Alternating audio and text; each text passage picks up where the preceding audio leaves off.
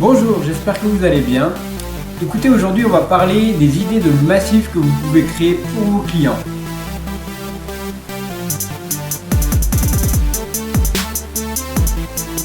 Pour ceux que ça intéresse, je vous invite à télécharger mon guide « Les 10 clés de la réussite d'une entreprise de paysage » qui vous aidera à monter durablement votre entreprise dans de bonnes conditions. Alors comme je vous disais, aujourd'hui on va parler de la création de massifs et les idées de création de massifs, parce que justement vous avez certainement des clients qui vous disent voilà, on aimerait créer un massif. Alors je parle de massifs, surtout de massifs arbustifs, de massifs durables et de massifs qui vont s'implanter durablement dans un jardin. L'idée c'est simplement de créer quelque chose que les clients aimeront, mais qui par la suite sera facile à entretenir. C'est la première clé d'une réussite, d'une création de massif. Alors l'idée c'est, comme je vous dis, de choisir des plantes, choisir des choses qui vont être durables et pas choisir quelque chose de beau, quelque chose de tout de suite magnifique. On ne va pas chercher à créer un massif qui va être resplendissant de suite. On va vraiment réfléchir, avoir une réflexion en profondeur, pour qu'on ait un effet visuel à terme qui soit satisfaisant. Pour que l'entretien à terme aussi soit simple et qu'il y ait une certaine homogénéité dans le massif. Alors, les idées de massif, deuxièmement, on les trouve de façon vraiment multiple. Premier outil, le plus simple, c'est Internet. Vous mettez idée de massif de jardin sur Internet, vous allez sur les images, vous allez trouver une panoplie importante de différents massifs, que ce soit des massifs avec du minéral, des massifs surtout avec du broyat de branches, des plaquettes de bois, des aménagements divers et variés. Et après, on parlera dans une autre vidéo des aménagements zen, l'effet un peu zen, des massifs très fleuris, des massifs de type art aux pierres, des massifs qui sont plus formés de plantes vivaces, uniquement de plantes vivaces, et des massifs qui vont avoir une floraison, peut-être une floraison odorante, etc., etc. On peut aller très très loin sur les massifs, donc les idées de massif c'est assez vague en fait. Ça dépend de deux choses, enfin surtout d'une chose, c'est ce que vous aimez, et deuxièmement ce que vous aimez, et troisièmement aussi de ce que vous aimez. Tout simplement pourquoi? Parce que c'est votre jardin, c'est votre lieu où vous êtes tranquille, où vous êtes apaisé, où vous profitez. Faut pas créer un jardin pour les autres. C'est le jardin que vous aimez. Et quand on est entrepreneur, c'est justement l'inverse. On crée le jardin que les clients aiment. Et c'est ça la différence, ce qui est difficile en fait de mettre ça dans la tête en fait. J'ai des clients au début de ma profession, je créais des jardins, des massifs que j'aimais. Voilà.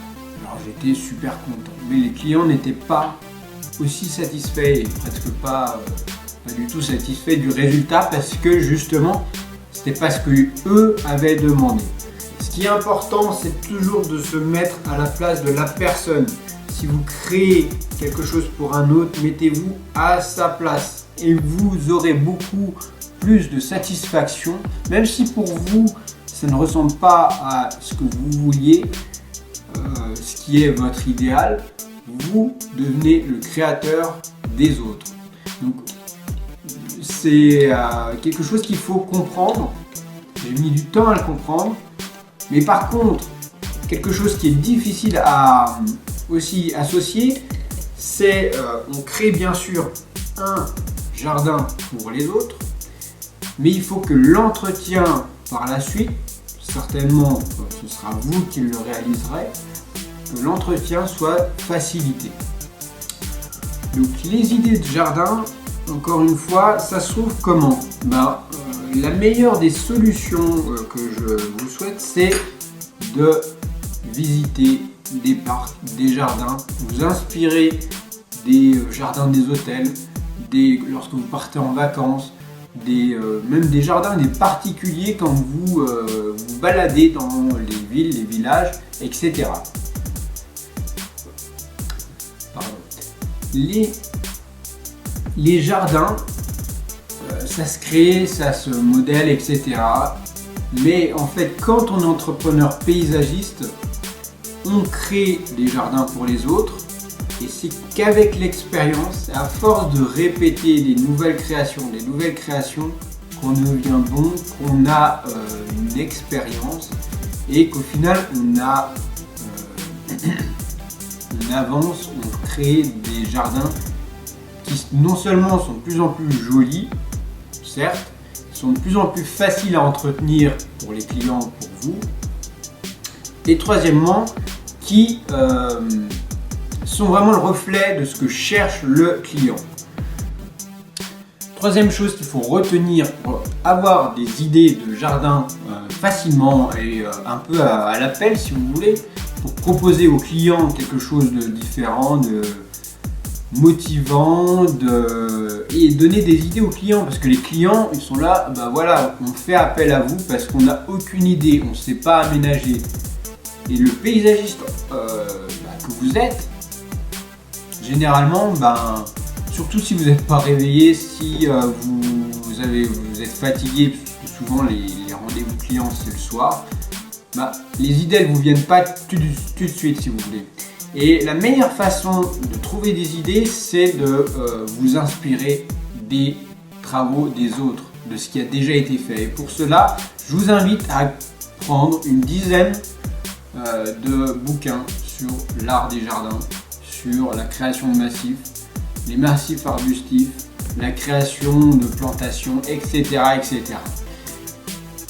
Aujourd'hui, l'accès à l'information, à cette information est vraiment accessible à tous. C'est-à-dire que pour une centaine d'euros, vous avez peut-être une dizaine de livres au format Kindle, au format papier, etc. Vous en trouverez même d'occasion.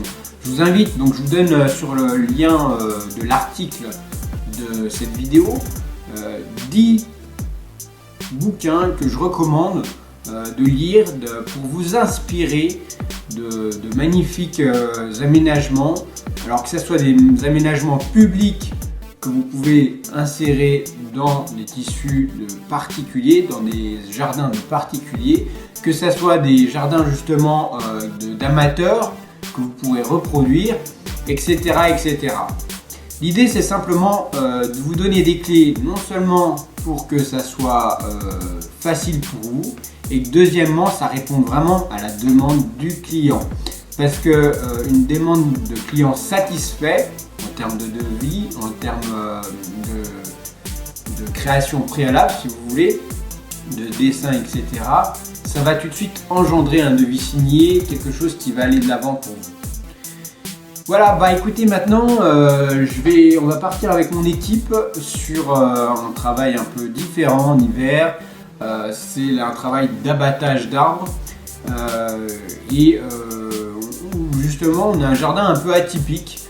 Ce sera l'occasion de vous montrer un peu ce que les particuliers peuvent faire aussi. C'est vraiment spécifique. Et je vous invite aussi, pour ceux qui sont intéressés, de visualiser ma formation sur les solutions face à la saisonnalité des métiers que j'ai fait dernièrement. Et qu'est-ce qu'on pourrait mettre en place pour avoir beaucoup plus de chiffre d'affaires et booster son business durant l'hiver. On voit rien aujourd'hui. Alors apparemment par là, il doit y avoir la déchetterie. Attention. Et c'est là. Salut.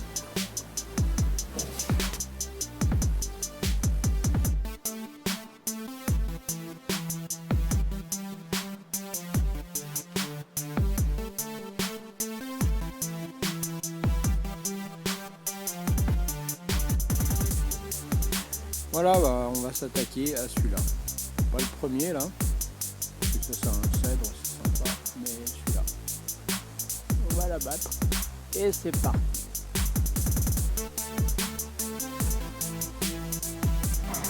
Voilà, donc j'ai déjà un peu taillé celui-là. Hein.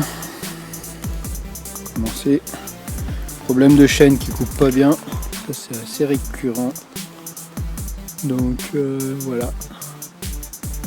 Sinon, il y a encore du taf là-haut.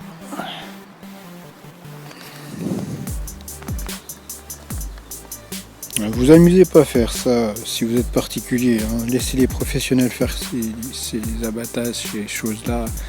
C'est vraiment un truc qui s'apprend pas comme ça. Voilà. Moi j'aime bien ce petit jardin, il est sympa. Surtout cet arbre là, il est bien taillé quoi.